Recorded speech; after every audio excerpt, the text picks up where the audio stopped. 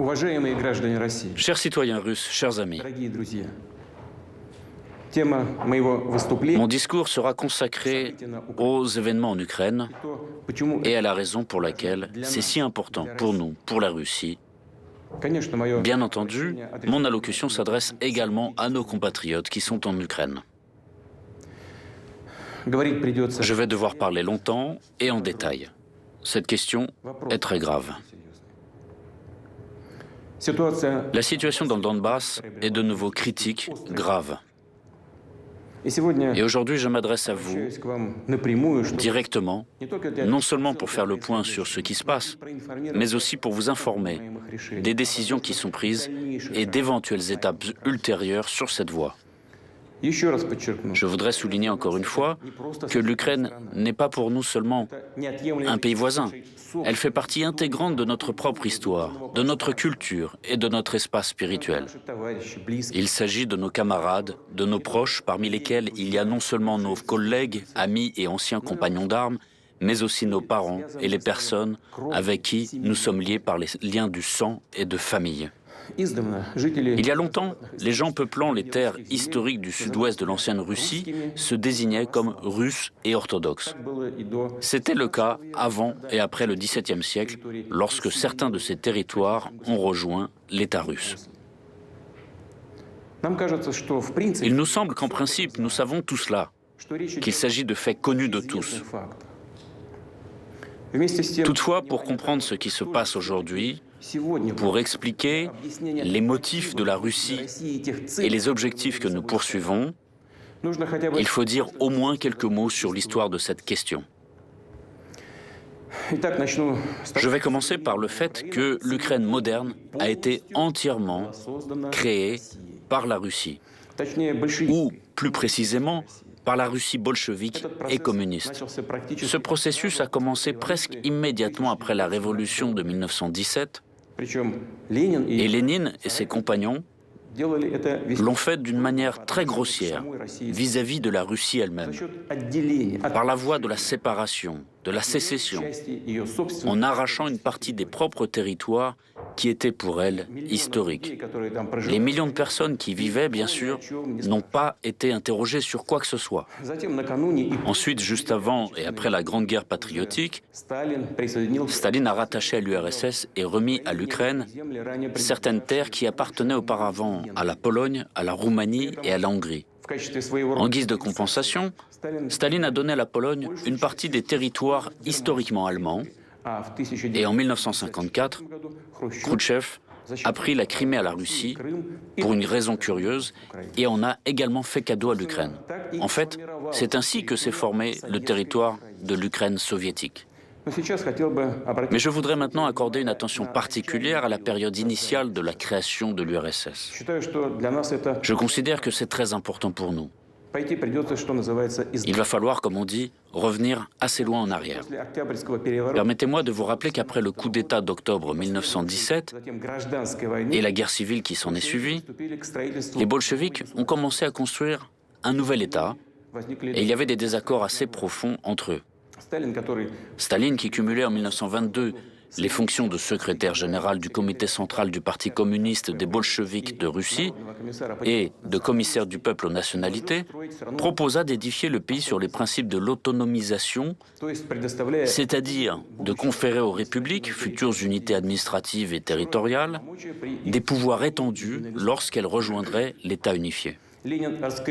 Lénine critiqua ce plan et proposa d'offrir des concessions aux nationalistes, ou comme il les appelait à l'époque, les indépendants.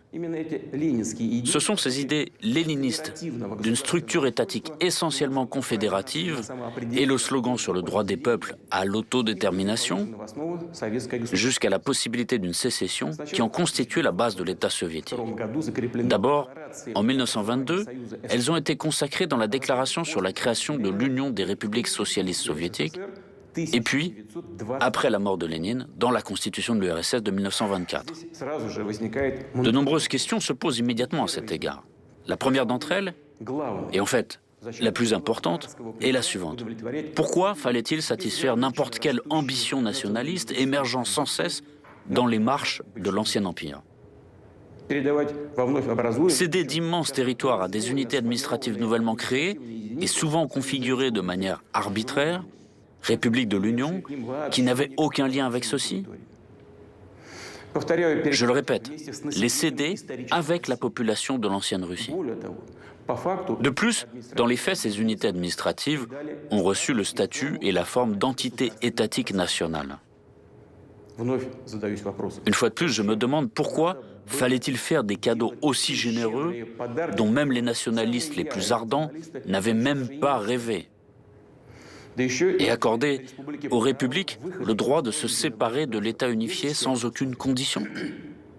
À première vue, ça n'a pas de sens, c'est insensé. Mais ce n'est qu'à première vue. Il y a une explication. Après la Révolution, l'objectif principal des bolcheviks était de se maintenir au pouvoir à tout prix. Précisément, à tout prix. Pour cela, ils étaient prêts à tout. Consentir aux conditions humiliantes du traité de paix de Brest-Litovsk, à une époque où l'Empire allemand et ses alliés se trouvaient dans une situation militaire et économique très difficile, et l'issue de la Première Guerre mondiale était en fait prévisible. Ou satisfaire toutes les demandes, tous les caprices des nationalistes à l'intérieur du pays. Du point de vue du destin historique de la Russie et de ses peuples, les principes léninistes de construction de l'État n'étaient pas seulement une erreur. C'était, comme on dit, bien plus qu'une erreur. Après l'effondrement de l'URSS en 1991, c'est devenu absolument évident. Bien sûr, les événements du passé ne peuvent être changés, mais nous devons au moins les relater d'une manière directe et honnête, sans aucune réserve et sans aucune coloration politique. Je ne peux qu'ajouter que les motifs liés à la situation politique actuelle, aussi spectaculaires et avantageux qu'ils puissent paraître à un moment donné, ne doivent et ne peuvent en aucun cas constituer la base des principes fondamentaux de l'État. Je n'accuse actuellement personne de quoi que ce soit maintenant. La situation dans le pays à l'époque, après la guerre civile et juste avant celle-ci, était incroyablement complexe et critique. Tout ce que je veux dire aujourd'hui, c'est qu'il en allait ainsi. C'est un fait historique. En fait, comme je l'ai déjà dit, c'est la politique bolchevique qui a abouti à l'émergence de l'Ukraine soviétique, qui, même aujourd'hui, peut être qualifiée à juste titre d'Ukraine de Vladimir Lénine. C'est lui qui en est l'auteur et l'architecte. Cela peut être pleinement confirmé par les documents d'archives, y compris les directives sévères de Lénine sur le Donbass, qui a été littéralement inséré de force dans l'Ukraine. Et maintenant, des descendants reconnaissants ont démoli des statues de Lénine en Ukraine. Ils appellent cela la décommunisation. Vous voulez la décommunisation? Bon, cela nous arrange. Mais il ne faut pas s'arrêter en chemin. Nous sommes prêts à vous montrer ce qu'est la vraie décommunisation pour l'Ukraine. Pour en revenir à l'histoire de la question, je tiens à répéter qu'en 1922, l'URSS avait été créée sur le territoire de l'ancien empire russe. Cependant, la vie n'a pas tardé à montrer qu'il n'était tout simplement possible ni de préserver ce territoire vaste et complexe, ni d'assurer sa gestion sur des principes amorphes, de facto confédéraux, qui avaient été proposés. Ils n'avaient rien à voir avec la réalité, avec la tradition historique. Il est tout à fait logique que la terreur rouge et le passage rapide à la dictature stalinienne, la domination de l'idéologie communiste et le monopole du pouvoir du Parti communiste, la nationalisation et l'économie planifiée, que tout cela ait transformé les principes de l'organisation de l'État, déclarés inopérants, en simples déclarations, en formalités. La réalité est telle que les républiques soviétiques n'ont jamais bénéficié de droits souverains. Ces droits n'existaient tout simplement pas. Dans la pratique, c'est un État strictement centralisé, absolument unitaire qui a été créé. De facto, Staline a mis en place ses propres idées de l'organisation de l'État et non pas celles de Lénine. Mais il n'a pas amendé les principaux documents, la constitution du pays, et il n'a pas révisé formellement les principes de construction de l'URSS proclamés par Lénine.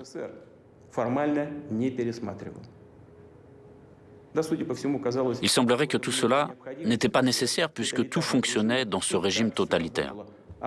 Et de l'extérieur, cela semblait beau, attirant, voire encore plus que démocratique.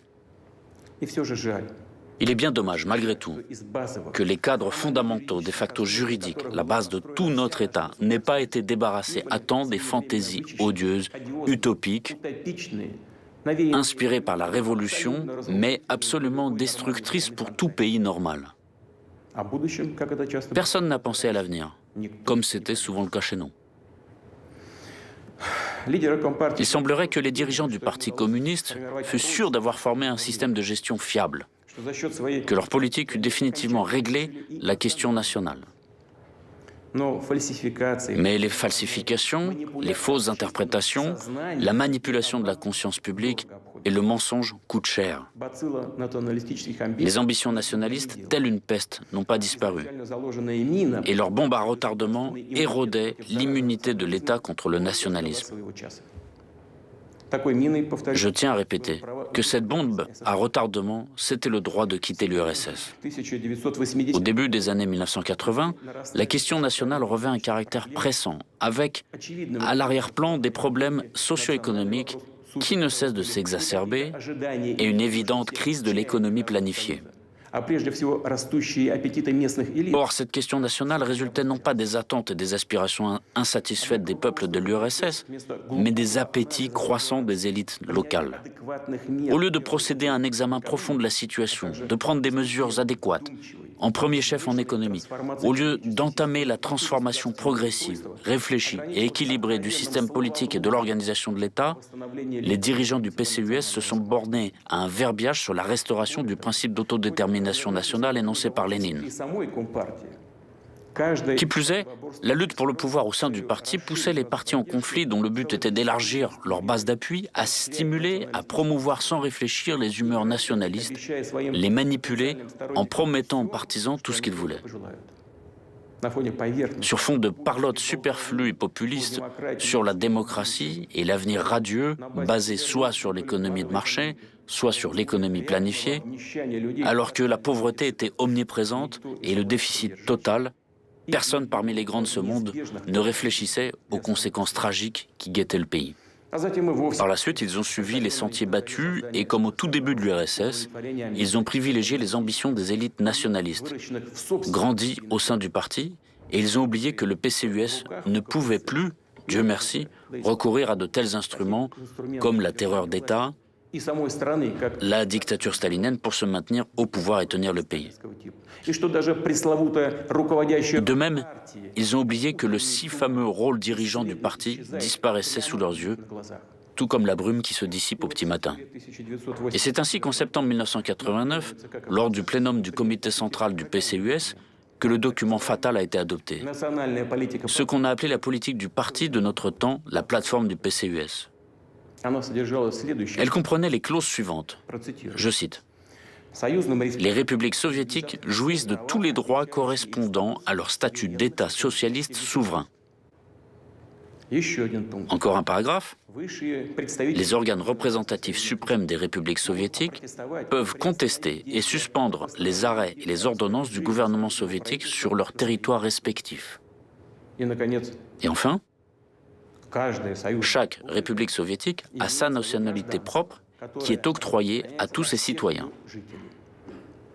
Est-ce qu'il n'était pas assez évident sur quoi déboucheraient de telles formulations et solutions ? Ce n'est pas le moment ni le lieu de soulever les questions relatives aux droits publics ou constitutionnels, de donner la définition de la notion de citoyenneté. Il y a pourtant une question qui se pose. Pourquoi avait-on besoin d'ébranler encore plus le pays alors que la situation était difficile ? Les faits sont là. Ainsi, le sort de l'URSS était quasiment scellé déjà 2 ans avant son effondrement. C'est aujourd'hui que les radicaux et les nationalistes, surtout ukrainiens, s'attribuent les mérites de l'indépendance de l'Ukraine. Nous voyons que ce n'est pas du tout ça. L'effondrement de notre pays est dû aux erreurs historiques, stratégiques des leaders bolcheviques, des dirigeants du PCUS, qui ont été commises à différentes époques dans la construction de l'État, dans la politique économique et nationale. La désintégration de la Russie historique, dénommée URSS, pèse sur leur conscience. Malgré toutes les injustices, le mensonge et le pillage flagrant de la Russie, notre peuple, précisément le peuple, a reconnu les nouvelles réalités géopolitiques apparues après l'effondrement de l'URSS. Il a reconnu les nouveaux États indépendants. Non seulement il les a reconnus, car malgré la situation extrêmement compliquée, la Russie aidait ses partenaires de la CEI, les collègues ukrainiens compris, qui envoyaient de multiples demandes d'appui matériel depuis la déclaration de leur indépendance. Notre pays a octroyé un tel appui, tout en respectant la dignité et la souveraineté de l'Ukraine.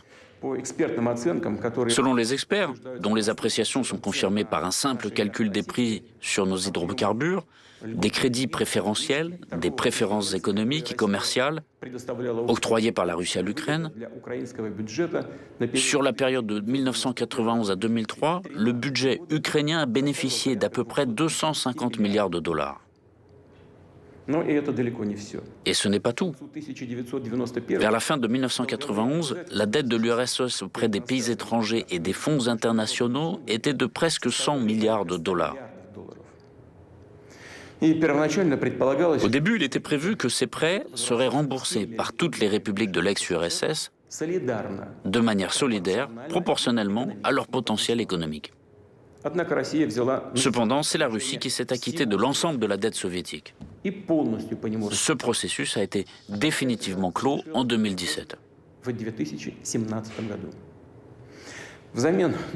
En échange, les nouveaux États indépendants devaient renoncer à leur part des actifs soviétiques à l'étranger et en décembre 1994, des accords en ce sens ont été conclus avec l'Ukraine. Cependant, Kiev n'a pas ratifié ces accords et plus tard a tout simplement refusé de s'y conformer, réclamant des actifs en diamants et en or, ainsi que les biens et d'autres actifs de l'ex-URSS à l'étranger. Et pourtant, malgré tous les problèmes bien connus, la Russie a toujours coopéré avec l'Ukraine de façon ouverte, franche et, je le répète, dans le respect de ses intérêts. Nos liens se sont développés dans divers domaines. Ainsi, en 2011, le volume de nos échanges commerciaux bilatéraux dépassait 50 milliards de dollars. Je note qu'en 2019, c'est-à-dire avant la pandémie, le volume des échanges commerciaux de l'Ukraine avec les pays de l'Union européenne était inférieur à ce niveau. Dans le même temps, il était manifeste que les autorités ukrainiennes préféraient agir de manière à avoir tous les droits et les avantages dans leurs relations avec la Russie,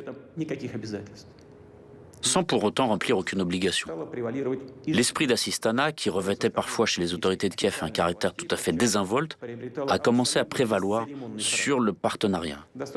Il suffit de se rappeler le chantage permanent en matière de transit de l'énergie ou encore le vol pur et simple de gaz.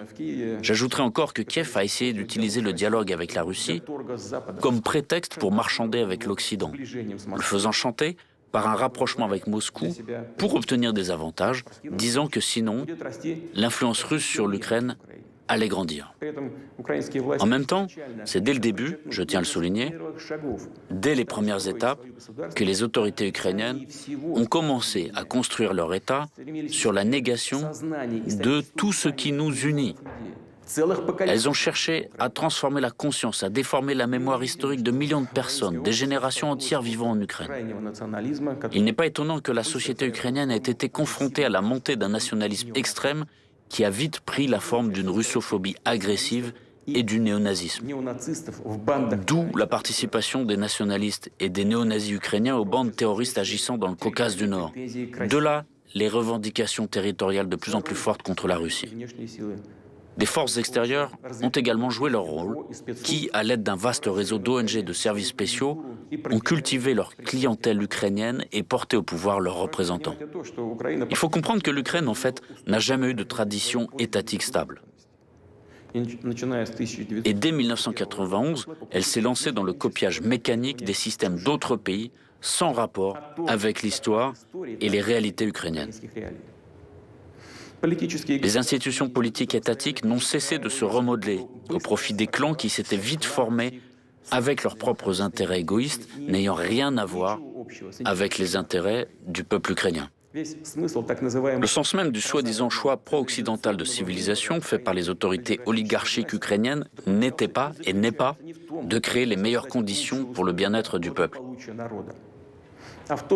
mais de préserver, grâce aux services rendus obséquieusement aux rivaux géopolitiques de la Russie, des milliards de dollars volés aux Ukrainiens et cachés par les oligarques dans les banques occidentales.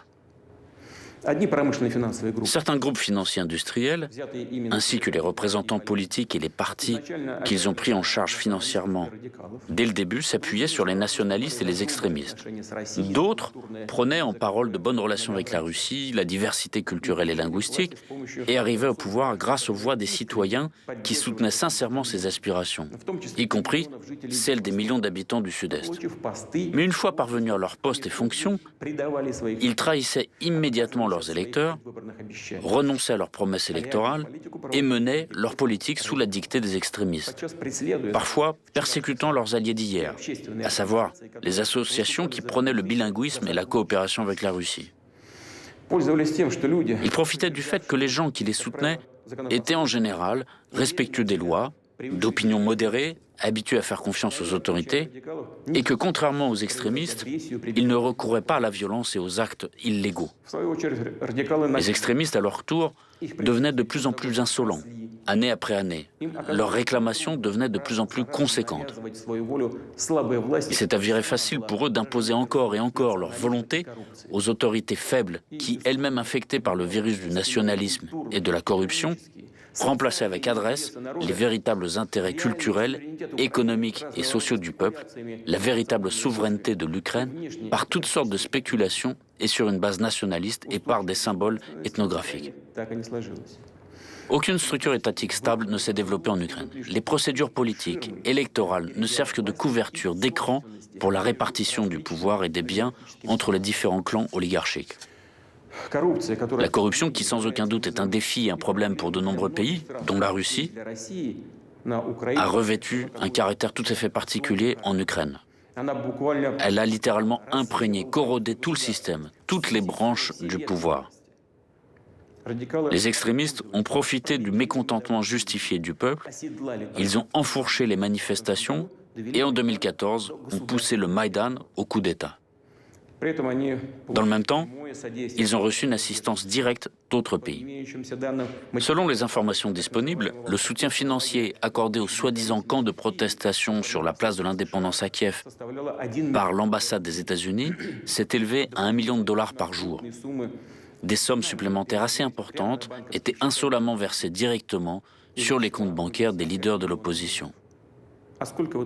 Il s'agit de dizaines de millions de dollars. Et combien les personnes blessées, les familles des gens morts durant les affrontements provoqués dans les rues et sur les places de Kiev et d'autres villes ont-elles reçu? Il vaut mieux ne pas le demander. Les extrémistes qui ont pris le pouvoir ont organisé la persécution, instauré une véritable terreur contre tous ceux qui s'opposaient aux actions anticonstitutionnelles. Des responsables politiques, des journalistes, des personnalités publiques étaient maltraités, publiquement humiliés. Les villes ukrainiennes ont été submergées par une vague de pogroms et de violences, une série de meurtres retentissants et impunis. Impossible de se rappeler sans frémir l'horrible tragédie d'Odessa, où les participants à la manifestation pacifique ont été brutalement assassinés, brûlés vifs dans la maison des syndicats. Les criminels qui ont commis cette atrocité n'ont pas été punis. Personne ne les recherche. Mais nous connaissons leurs noms et nous ferons tout pour les punir, les retrouver et les traduire en justice. Le Maïdan n'a pas rapproché l'Ukraine de la démocratie et du progrès. Le coup d'État commis, les nationalistes et les forces politiques qui les soutenaient ont définitivement mis la situation dans l'impasse. Ils ont poussé l'Ukraine dans l'abîme de la guerre civile. 8 ans après ces événements, le pays est divisé. L'Ukraine traverse une grave crise socio-économique. Selon les organisations internationales, en 2019, près de 6 millions d'Ukrainiens Je souligne qu'il s'agit d'environ 15% de l'ensemble de la population du pays, pas uniquement celle qui est active, ont été contraints de partir à l'étranger pour trouver du travail. Et bien souvent, pour des emplois non qualifiés payés à la journée. Autre fait révélateur, depuis 2020, pendant la pandémie, plus de 60 000 médecins et autres professionnels de santé ont quitté le pays. Depuis 2014, les tarifs de l'eau ont augmenté de près d'un tiers. Ceux de l'électricité ont été multipliés. Ceux du gaz, pour les ménages, ont augmenté des dizaines de fois. Beaucoup de gens n'ont tout simplement pas d'argent pour payer les services communaux. Ils sont obligés de survivre, littéralement. Que s'est-il passé? Pourquoi tout cela se passe-t-il? La réponse est évidente, parce que la dot reçue non seulement de l'ère soviétique, mais encore de l'Empire russe, a été engouffrée et répartie dans les poches de certains. Des dizaines et des centaines de milliers d'emplois ont été détruits, et ces emplois, grâce notamment à une coopération étroite avec la Russie, permettaient aux gens d'avoir un revenu stable et d'apporter des recettes fiscales. Des industries telles que la construction mécanique, la construction d'équipements, l'industrie électronique, les constructions navales et aéronautiques, soit sont en stagnation, soit ont été complètement détruites, alors qu'elles étaient autrefois un motif de fierté non seulement de l'Ukraine, mais de l'Union soviétique tout entière. Le chantier naval de la mer Noire de Nikolaev a été liquidé en 2021, là où les premiers chantiers navals avaient été fondés sous Catherine II. Le célèbre consortium Antonov n'a produit aucun avion de série depuis 2016. Et l'usine Yuzhmash, spécialisée dans la production de matériel spatial et de fusées, s'est trouvée au bord de la faillite, tout comme la série de Kremenchuk. Cette triste liste n'est pas exhaustive. En ce qui concerne le système de transport de gaz créé par toute l'Union soviétique, il s'est tellement détérioré que son fonctionnement comporte de grands risques et des dommages environnementaux. Et à cet égard, une question se pose. La pauvreté, le désespoir, la perte de potentiel industriel et technologique. Est-ce ce fameux choix de civilisation pro-occidentale qui, depuis de nombreuses années, est utilisé pour tromper et duper des millions de personnes en leur promettant le jardin d'Éden? En réalité, tout s'est résumé au fait que l'effondrement de l'économie ukrainienne s'accompagne d'un pillage ouvert des citoyens du pays. Et l'Ukraine elle-même a simplement été conduite sous contrôle externe. Il s'effectue non seulement sur ordre des capitales occidentales, mais aussi, comme on dit, directement sur place, à travers tout un réseau de conseillers étrangers, d'organismes à but non lucratif et d'autres institutions déployées en Ukraine. Ils influent directement toutes les décisions en matière du personnel, toutes les branches et les niveaux de pouvoir, du pouvoir central jusqu'au pouvoir municipal, les sociétés publiques et les grandes entreprises telles que Naftogaz, Ukrenergo, les chemins de fer ukrainiens, Ukroboronprom, la poste ukrainienne, l'administration des ports maritimes de l'Ukraine. Il n'y a tout simplement pas de justice indépendante en Ukraine. À la demande de l'Occident, les autorités de Kiev ont cédé aux représentants des organisations internationales le droit prioritaire de choisir les membres des organes judiciaires supérieurs, le Conseil de justice et la Commission de qualification des juges. En outre, l'ambassade des États-Unis supervise directement l'Agence nationale pour la prévention de la corruption, le Bureau national anticorruption, le Bureau du procureur spécialisé dans la lutte contre la corruption et la Cour supérieure anticorruption. Tout cela est fait sous de bons prétextes, pour améliorer l'efficacité de la lutte contre la corruption. C'est bien joli, mais où sont les résultats? La corruption qui fleurissait auparavant fleurit aujourd'hui de plus belle. Les Ukrainiens eux-mêmes sont-ils informés de toutes ces méthodes de gestion? Comprennent-ils que leur pays ne se trouve même pas sous un protectorat politique et économique, mais est réduit au niveau d'une colonie avec un régime fantoche? La privatisation de l'État a conduit au fait que le pouvoir, qui se qualifie de pouvoir de patriote, a perdu son caractère national et pas à pas amène le pays à la perte totale de souveraineté. Le cap est maintenu vers une dérussification et une assimilation forcée. La Rada publie sans cesse de nouveaux actes discriminatoires.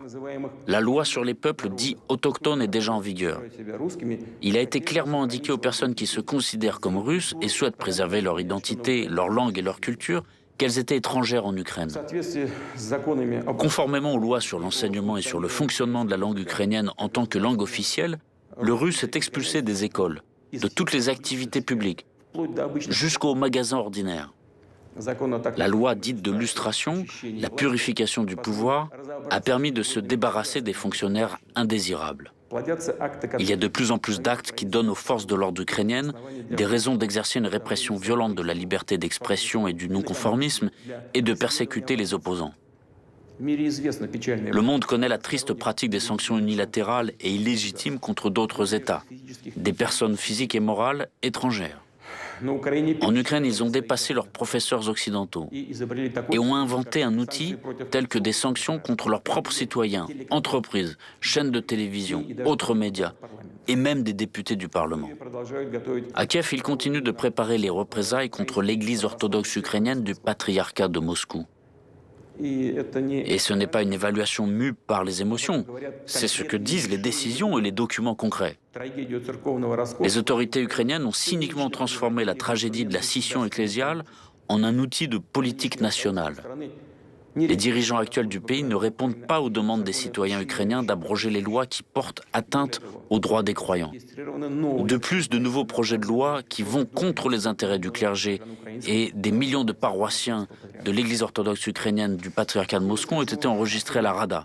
Je parlerai de la Crimée plus spécifiquement. Les habitants de la péninsule ont fait leur libre choix, celui d'être avec la Russie. Les autorités de Kiev n'ont rien à opposer à cette volonté claire et précise de la population. C'est pourquoi elles misent sur des actions agressives, sur l'activation des cellules extrémistes, y compris des organisations islamiques radicales, sur l'envoi de groupes subversifs pour l'organisation d'attentats contre des infrastructures critiques, pour l'enlèvement de citoyens russes. Nous avons des preuves directes que de telles actions agressives sont menées avec le soutien de services secrets étrangers. L'Ukraine a adopté une nouvelle stratégie militaire en mars 2021. Ce document est presque entièrement consacré à la confrontation avec la Russie.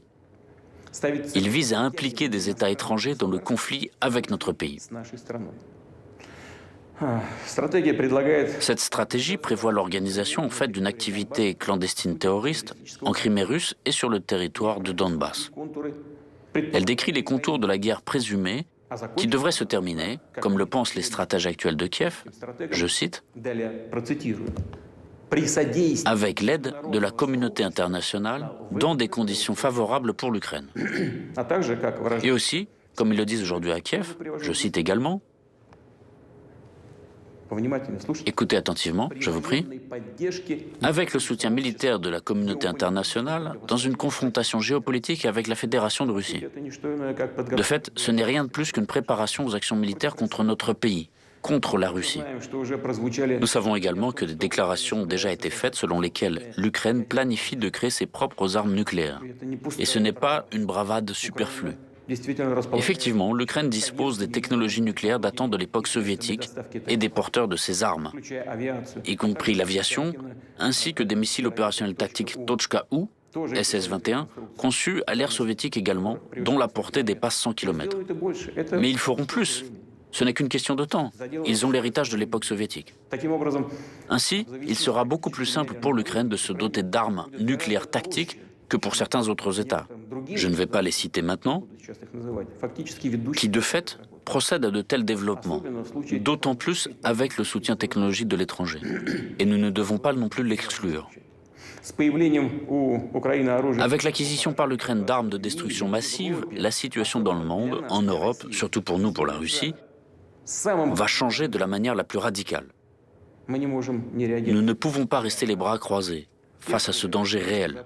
D'autant plus, je le répète, que les mécènes étrangers, occidentaux, peuvent contribuer à l'apparition de telles armes en Ukraine dans le but de créer une menace de plus pour notre pays. Nous voyons la persistance avec laquelle est mené le gonflement militaire du régime de Kiev. Les États-Unis à eux seuls ont, depuis 2014, alloué des milliards de dollars à ces fins, dont la fourniture d'armes, d'équipements et la formation de spécialistes.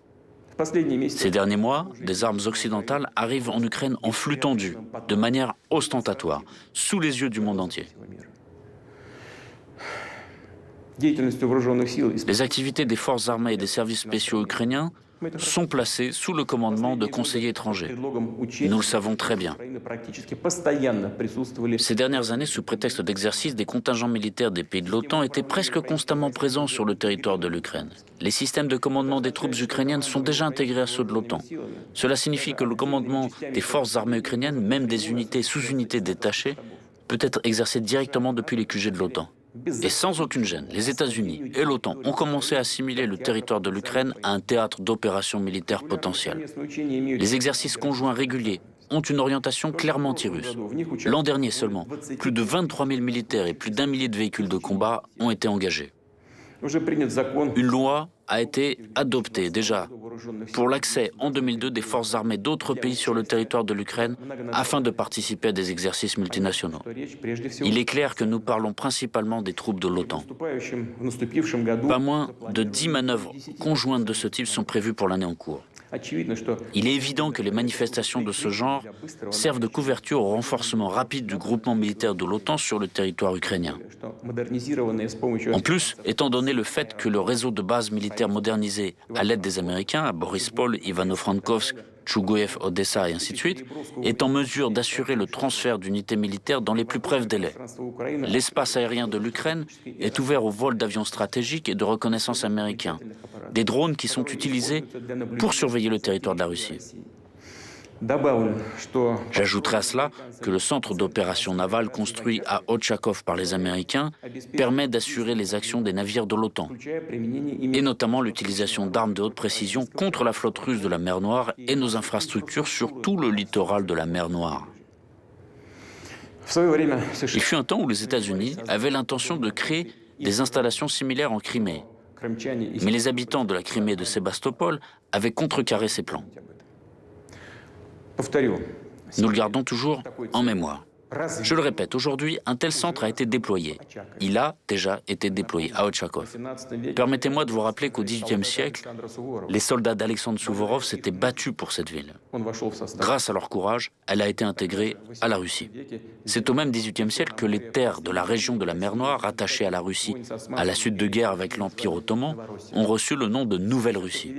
Aujourd'hui, on essaie de rejeter dans l'oubli ces étapes cruciales de l'histoire, ainsi que le nom des personnalités militaires et hommes d'État de l'Empire russe, sans les efforts desquels l'Ukraine moderne n'aurait pas de nombreuses grandes villes et même d'accès à la mer Noire. Récemment, un monument à Alexandre Souvorov a été abattu à Poltava. Que dire à ce propos? Vous renoncez à votre propre passé, à l'héritage dit colonial de l'Empire russe? Dans ce cas, soyez cohérents. Ensuite, je tiens à noter que l'article 17 de la Constitution de l'Ukraine n'autorise pas le déploiement de bases militaires étrangères sur le territoire du pays. Or, il s'est avéré que ce n'est qu'une formalité qui peut être facilement contournée. Des missions de formation et d'entraînement des pays de l'OTAN sont organisées en Ukraine. Ce sont de fait déjà des bases militaires étrangères. Ils ont simplement appelé la base mission. Et l'affaire est dans le sac. Kiev proclame depuis longtemps un alignement stratégique en vue de son adhésion à l'OTAN. Oui, bien sûr, chaque pays a le droit de choisir son propre système de sécurité, de conclure des alliances militaires. Et tout cela semble juste, mais il y a un mais. Les documents internationaux fixent expressément le principe de sécurité égale et indivisible qui, chacun sait, comprend l'obligation de ne pas renforcer sa sécurité au détriment de la sécurité des autres pays. Je peux également me référer ici à la Charte de la sécurité européenne de l'OSCE de 1999, adoptée à Istanbul, et à la déclaration d'Astana de l'OSCE de 2010. En d'autres termes, le choix des moyens visant à assurer la sécurité ne doit pas constituer une menace pour les autres pays.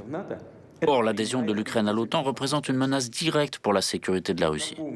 Je tiens à vous rappeler que déjà, en avril 2008, lors du sommet de Bucarest de l'Alliance de l'Atlantique Nord, les États-Unis ont fait adopter la décision selon laquelle l'Ukraine, et d'ailleurs la Géorgie, deviendraient membres de l'OTAN. De nombreux alliés européens des États-Unis étaient déjà bien conscients de tous les risques d'une telle perspective, mais avaient dû se résigner à la volonté de leurs partenaires supérieurs.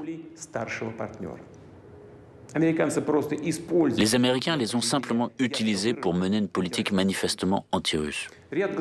Un certain nombre d'États membres de l'Alliance sont encore maintenant très sceptiques. quant à l'adhésion de l'Ukraine à l'OTAN. En même temps, dans certaines capitales européennes, on nous fait comprendre. Pourquoi vous vous inquiétez? Cela n'arrivera littéralement pas demain. En fait, nos partenaires américains en parlent aussi. Eh bien, répondons-nous, si ce n'est pas demain, ce sera après-demain. Qu'est-ce que ça change d'un point de vue de perspective historique? Au fond, rien du tout. De plus, nous sommes informés de la position et des propos de dirigeants américains selon lesquels des hostilités ouvertes dans l'est de l'Ukraine n'excluent pas la possibilité pour ce pays de rejoindre l'OTAN, s'il peut répondre aux critères de l'Alliance de l'Atlantique Nord et éliminer la corruption. En même temps, ils essaient de nous convaincre encore et encore que l'OTAN est une alliance éprise de paix et strictement défensive. Prétendument, il n'y aurait aucune menace pour la Russie. Et ils nous proposent de les croire sur parole, une fois de plus. Mais nous connaissons la valeur réelle de telles paroles. En 1990, lors des discussions sur la question de la réunification allemande, les États-Unis ont promis aux dirigeants soviétiques que la juridiction ou la présence militaire de l'OTAN ne s'étendrait pas d'un pouce vers l'Est et que la réunification de l'Allemagne ne conduirait pas à l'extension de l'organisation militaire de l'OTAN vers l'Est. C'est une citation. Ils nous ont dit beaucoup de choses.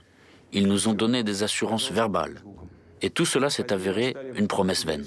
Plus tard, ils ont commencé à nous assurer que l'adhésion des pays d'Europe centrale et orientale à l'OTAN ne ferait qu'améliorer les relations avec Moscou, soulagerait ces pays des craintes concernant un difficile héritage historique et, qui plus est, créerait même une ceinture d'États amis de la Russie. Et c'est exactement le contraire qui s'est passé. Les autorités de certains pays d'Europe de l'Est, qui faisaient commerce de la russophobie, ont apporté à l'Alliance leurs complexes et leurs stéréotypes sur la menace russe. Ils ont insisté sur le renforcement des capacités de défense collective qui doivent être déployées principalement contre la Russie.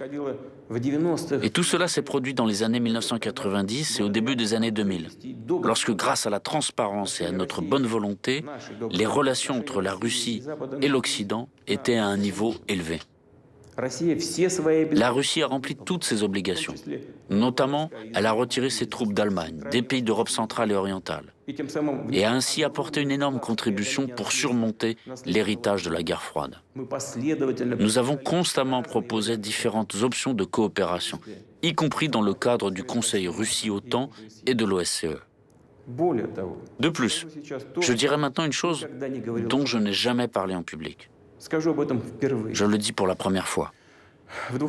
En 2000, lors d'une visite à Moscou du président sortant des États-Unis, Bill Clinton, je lui ai demandé comment les États-Unis considéreraient l'entrée de la Russie dans l'OTAN. Je ne vais pas révéler tous les détails de cette conversation, mais la réponse à ma question semblait, disons, très retenue. Et quelle était réellement la réaction des Américains face à cette possibilité? Ça se voit dans les faits, dans les mesures prises à l'égard de notre pays. Il s'agit d'un soutien ouvert aux terroristes du Caucase du Nord, d'un mépris de nos exigences et de nos préoccupations en matière de sécurité. C'est l'extension de l'OTAN, le retrait du traité ABM, etc. Ça donne envie de demander, pourquoi faites-vous tout cela? D'accord, vous ne voulez peut-être pas voir en nous un pays ami et un allié, mais pourquoi faire de nous un ennemi? Il n'y a qu'une réponse. Ça n'a rien à voir avec notre régime politique ni autre chose. Ils ne veulent tout simplement pas qu'il y ait un grand pays indépendant comme la Russie. C'est la réponse à toutes les questions. C'est la source de la politique américaine traditionnelle vis-à-vis de la Russie. D'où l'attitude à l'égard de toutes nos propositions en matière de sécurité. Aujourd'hui, il suffit de jeter un simple coup d'œil sur la carte pour voir comment les pays occidentaux ont tenu leur promesse d'empêcher l'extension de l'OTAN vers l'Est. En fait, ça a été une tromperie. Nous avons assisté à 5 vagues d'élargissement de l'OTAN, l'une après l'autre. En 1999, la Pologne, la République tchèque, la Hongrie sont devenus membres de l'Alliance. En 2004, la Bulgarie, l'Estonie, la Lettonie, la Lituanie, la Roumanie, la Slovaquie et la Slovénie. En 2009, l'Albanie et la Croatie. En 2017, le Monténégro. En 2020, la Macédoine du Nord. En conséquence, l'Alliance, son infrastructure militaire, sont parvenues jusqu'aux frontières de la Russie. C'est devenu l'une des principales causes de la crise de la sécurité européenne. Cela a eu les conséquences les plus négatives sur l'ensemble du système des relations internationales et a entraîné une perte de confiance mutuelle. La situation continue de se dégrader, notamment sur le plan stratégique. Ainsi, en Roumanie et en Pologne, dans le cadre du projet américain visant à créer un système global de défense antimissile, des zones de positionnement pour le bouclier antimissile sont déployées. On sait bien que les systèmes de lancement installés ici peuvent être utilisés pour les missiles de croisière Tomahawk, qui sont des systèmes offensifs. En outre, un missile universel de standard 6, ou SM-6, est en cours de conception aux États-Unis. Il peut servir à des missions de défense antiaérienne et antimissiles, et en même temps peut frapper des cibles universelles, que ce soit à la surface de la mer ou sur terre. C'est-à-dire que le système antimissile américain, prétendument défensif, se développe et de nouvelles opportunités offensives apparaissent. Les informations dont nous disposons donnent de bonnes raisons de croire que l'adhésion de l'Ukraine à l'OTAN et le déploiement ultérieur des installations de l'Alliance nord-atlantique là-bas est une question déjà résolue. C'est une question de temps.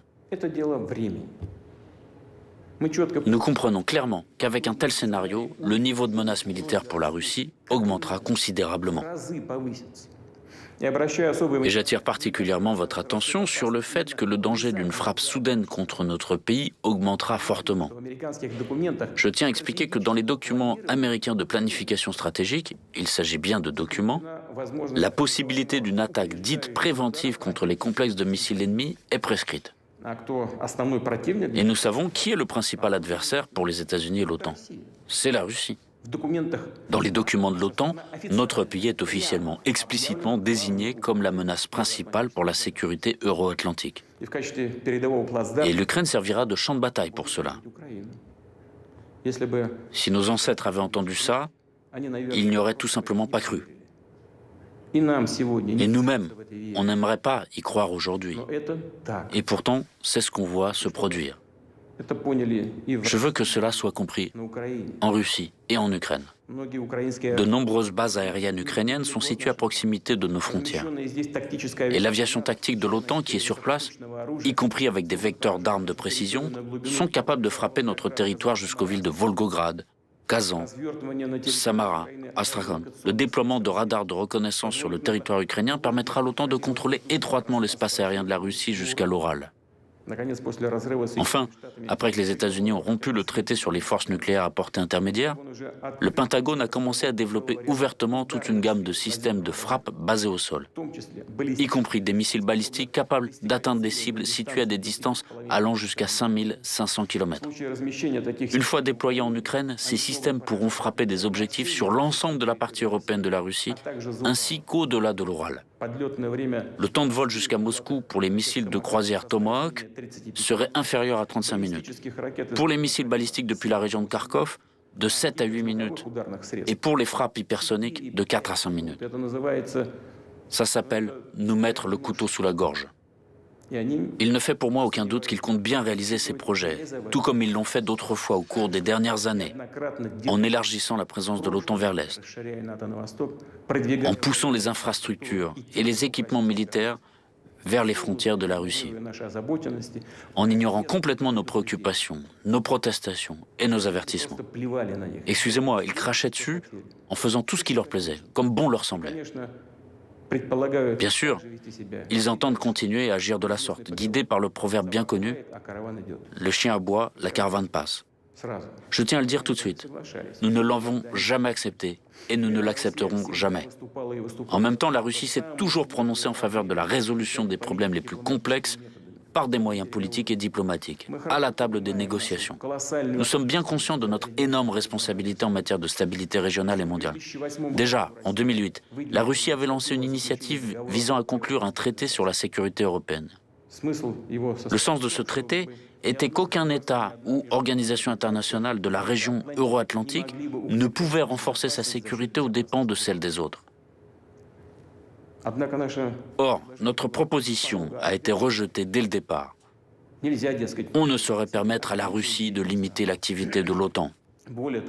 Par ailleurs, on nous a dit explicitement que seuls les membres de l'Alliance de l'Atlantique Nord pouvaient avoir des garanties de sécurité juridiquement contraignantes. En décembre dernier, nous avons transmis à nos partenaires occidentaux un projet de traité entre la Fédération de Russie et les États-Unis sur les garanties de sécurité, ainsi qu'un projet d'accord sur les mesures de sécurité entre la Fédération de Russie et les États membres de l'OTAN. Les États-Unis et l'OTAN ont répondu par de nombreuses généralités. Il y avait quelques points rationnels, mais ils portaient tous sur des questions secondaires et ressemblaient plutôt à une tentative d'étouffer la discussion et de la faire dévier. Nous avons réagi de manière conséquente en soulignant notre volonté de suivre la voie de la négociation, mais à condition que toutes les questions soient examinées comme un tout, sans les séparer des principales propositions russes, des propositions fondamentales. Celle-ci comporte 3 points essentiels. Le premier est d'éviter tout nouvel élargissement de l'OTAN. Le deuxième est le non-déploiement par l'Alliance de systèmes d'armes offensifs aux frontières russes. Et enfin, le retour des capacités et infrastructures militaires du bloc en Europe à la configuration de 1997, date de la signature de l'acte fondateur OTAN-Russie. Et ce sont justement ces propositions de principe qui ont été ignorées.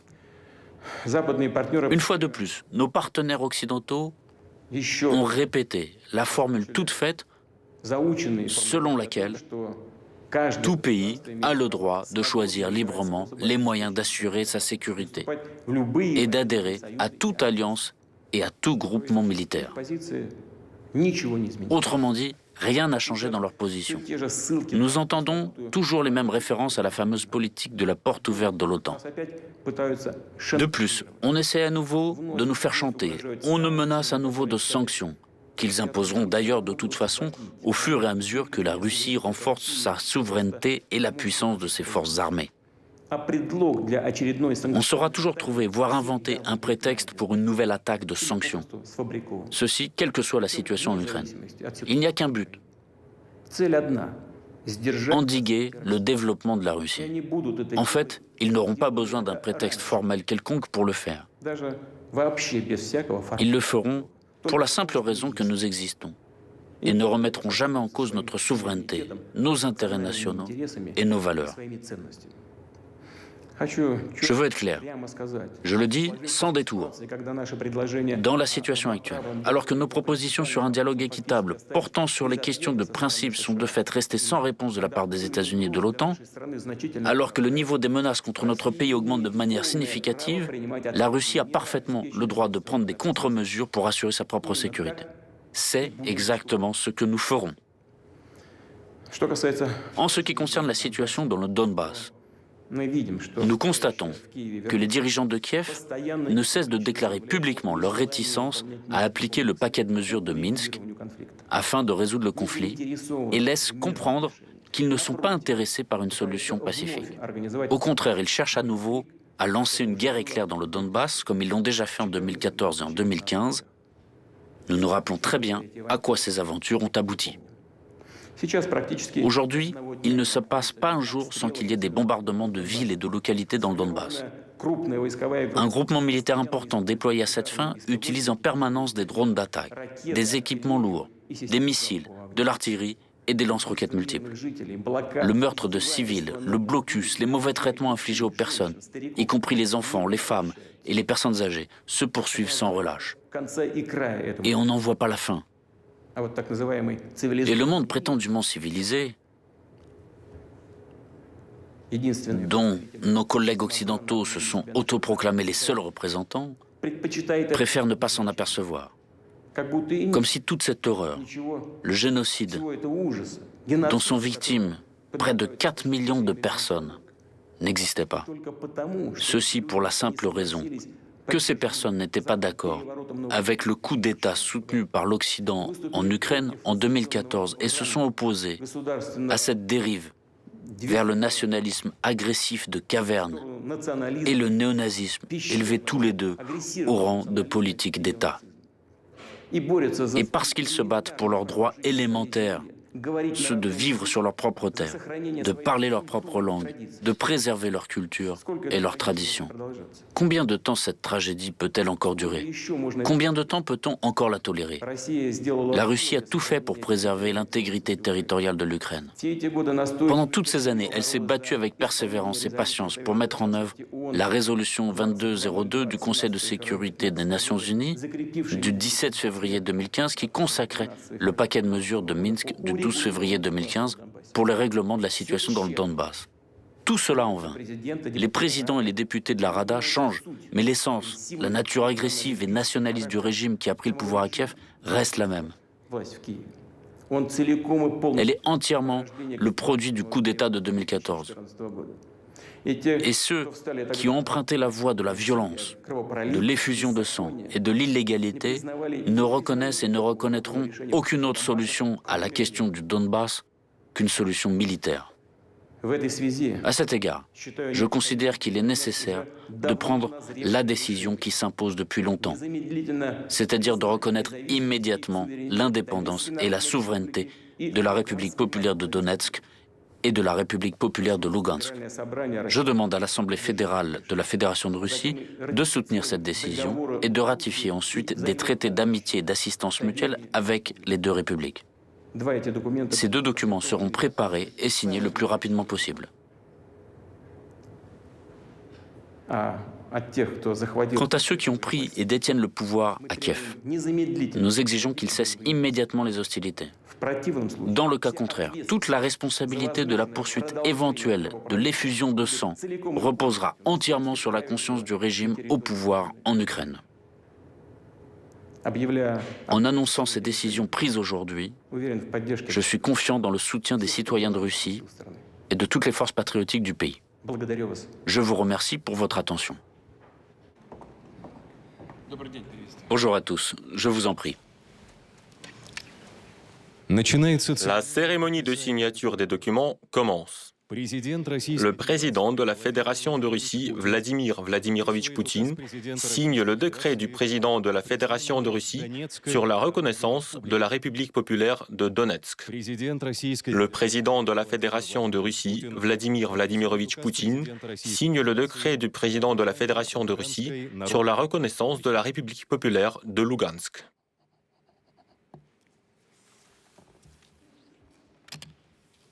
Le président de la Fédération de Russie, Vladimir Vladimirovitch Poutine, et le président de la République populaire de Donetsk, Denis Vladimirovitch Pouchilin, signent un accord d'amitié, de coopération et d'assistance mutuelle entre la Fédération de Russie et la République populaire de Donetsk.